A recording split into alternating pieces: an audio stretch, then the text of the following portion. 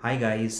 काफ़ी बच्चे एक सवाल पूछ रहे हैं कि सर स्पीड काफ़ी कम है, हमारी लिखने की स्पीड कम है, पेपर हमारा छूट जाता है, 15-20 मार्क का पेपर छूट जाता है, हम हार्डली 60 to 80 मार्क्स का ही पेपर सॉल्व कर पाते हैं। तो कैसे ये स्पीड को बढ़ाएं, specially in practical subjects like CAFM tax, जो काफ़ी लेंदी होते हैं और बहुत रेयर ही है कि वो पूरा किसी का सॉल्व होता होगा। तो काफ़ी स्पाइसी वीडियोस आपको इस टॉपिक पे मिलेंगे, ठीक है। चीज़ें काफ़ी सिंपल होती हैं, ज़बरदस्ती आपके सामने उसको कॉम्प्लिकेट करके दिखाया जाता है ताकि उसको बढ़ाया चढ़ाया जाए, अपने आप को स्मार्ट दिखाया जाए। स्पीड बढ़ाने का आप सबको चीज़ पता ही है कि और कोई रास्ता नहीं है सर, रेगुलर प्रैक्टिस से ही वो होगा। बस इतना ही है, रेगुलर प्रैक्टिस करो, डेली प्रैक्टिस करो। डेली एक क्वेश्चन भी अगर आपने सॉल्व किया, डेली बस एक का ही टारगेट रखो, मतलब हफ्ते में 5 से 6 दिन अगर आप डेली एक क्वेश्चन सिर्फ पूरा लिख के देखते हो, एक तो आपकी स्पीड ग्रेजुअली अपने आप ही बढ़ेगी, ठीक है। एकदम से चमत्कार होता नहीं कि आप एग्जाम के आखिरी 10 दिन में लिखेंगे और आपका स्पीड बढ़ जाएगा। एक ग्रेजुअल प्रोसेस है, स्पीड बढ़ना एक ग्रेजुअल प्रोसेस है और सिर्फ लिखते रहने से भी नहीं होगा।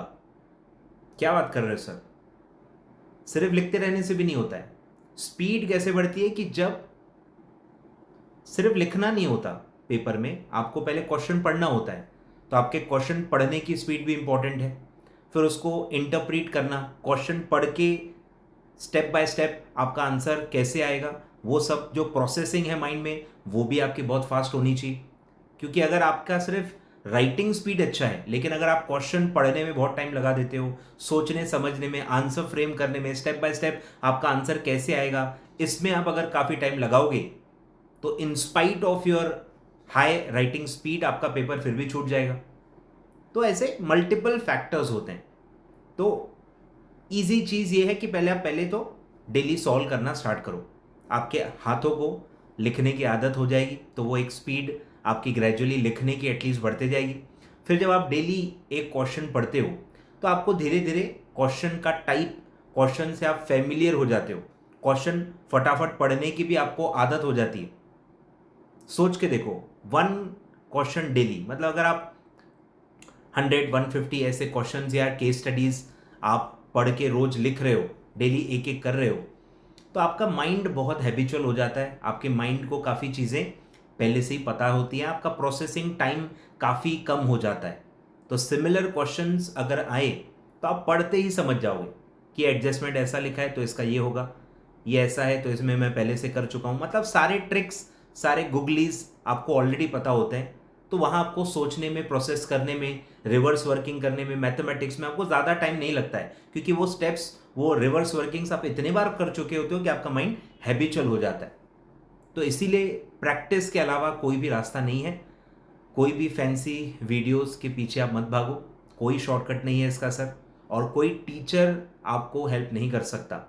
टीचर सिर्फ आपको भाई क्वेश्चंस दे सकता है, प्रैक्टिस के लिए दे सकता है, आपको कितना टाइम देना चाहिए, क्या है वो प्लानिंग में आपको हेल्प कर सकता है, लेकिन लिखना तो आपको ही है। हम मोटिवेट कर सकते हैं, हम आपको थोड़ा बहुत बता सकते हैं, उसके अलावा कुछ नहीं कर सकते। तो आप अभी पहले इंस्टीट्यूट का जो मटेरियल है उसी से स्टार्ट कीजिए। अब ऐसा भी नहीं है, काफ़ी बच्चों को ऐसा लगता है एक क्वेश्चन एक ही बार सॉल्व करना है, दूसरी बार सॉल्व करेंगे तो हमारी तौहीन हो जाएगी। ऐसा बिल्कुल भी नहीं, एक एक क्वेश्चन आपको दो दो तीन तीन बार सॉल्व करना पड़ेगा। काफ़ी लोग आपको बोलेंगे आप स्लो हो क्या, बेवकूफ़ हो क्या, दिमाग कम है क्या, लेकिन जो मैं आपको बता रहा था प्रोसेसिंग, वो प्रोसेसिंग तभी ऑटोमेटिक और फास्ट होगी जब आप एक एक क्वेश्चन दो दो तीन तीन बार जब आप चीज़ों को सॉल्व करते हो, तब आपके माइंड की स्पीड ऑटोमेटिकली बढ़ जाती है और सिमिलर क्वेश्चंस फटाफट आप आइडेंटिफाई करके स्टेप बाय स्टेप फॉर्मुलेशन कर सकते हो। तो एक क्वेश्चन एक ही बार सॉल्व करूंगा, ये बेवकूफ़ी होगी। At least in practical subjects like CAFM and tax, दो दो तीन तीन बार क्वेश्चंस आपको प्रैक्टिस करने पड़ेंगे, आपका परफेक्शन तभी आएगा। और मैं खुद CA में ऑल इंडिया रैंकर रह चुका हूँ, CA इंटर में, अकाउंट्स में मुझे 93 मार्क्स थे। तो यही रैंकर्स का राज होता है सर, प्रैक्टिस बहुत ज़्यादा करनी पड़ती है, एक एक क्वेश्चन को मल्टीपल टाइम्स भी सॉल्व करना पड़ता है ताकि आप पहले से ही पढ़ते पढ़ते, क्वेश्चन पढ़ते पढ़ते ही माइंड में प्रोसेसिंग होते जाती है, तो वो तभी होगी। इवन जो, छोड़ो ओल्ड सिलेबस वालों के लिए क्या ही बताऊं। ठीक है, तो डेली प्रैक्टिस करो, हफ्ते में 3-4 दिन एटलीस्ट करो। अभी मतलब टारगेट एकदम इजी रखो, हफ्ते में 3-4 दिन एटलीस्ट आपने रोज एक एक क्वेश्चन सॉल्व कर लिया, आपको एक अपने आप हैबिट हो जाएगी, एक मज़ा आने लगेगा, और फिर आप अपने आप उसको कंटिन्यू करोगे। तो अभी सिर्फ इंस्टीट्यूट का मॉड्यूल लेके आपको स्टार्ट करना है बस, किसी भी लोगों से ज़्यादा एक्सपेक्टेशन नहीं रखनी है।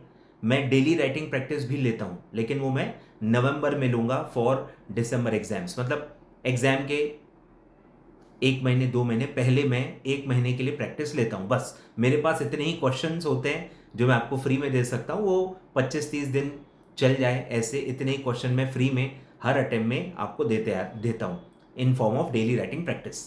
ठीक है, तो खुद से आपको स्टार्ट करना होगा, और इंस्टीट्यूट का मटेरियल और पास पेपर्स, आप ये 2 चीज़ों को लेके स्टार्ट कर सकते हो। ठीक है, चलिए कमेंट बॉक्स में ज़रूर मुझे बताइएगा कि आप स्टार्ट करने वाले हो कि नहीं। अगर आप दिसंबर 24 या ऑनवर्ड्स एग्ज़ाम्स देने वाले हो तो आप इस पे अमल करोगे, नहीं करोगे, आपका क्या बोलना है, क्या सोचना है, क्या प्लानिंग है, ज़रूर इसके बारे में आप शेयर करें। और ऑल द वेरी बेस्ट। ठीक है, वीडियो लाइक कर लेना, चैनल सब्सक्राइब कर लेना।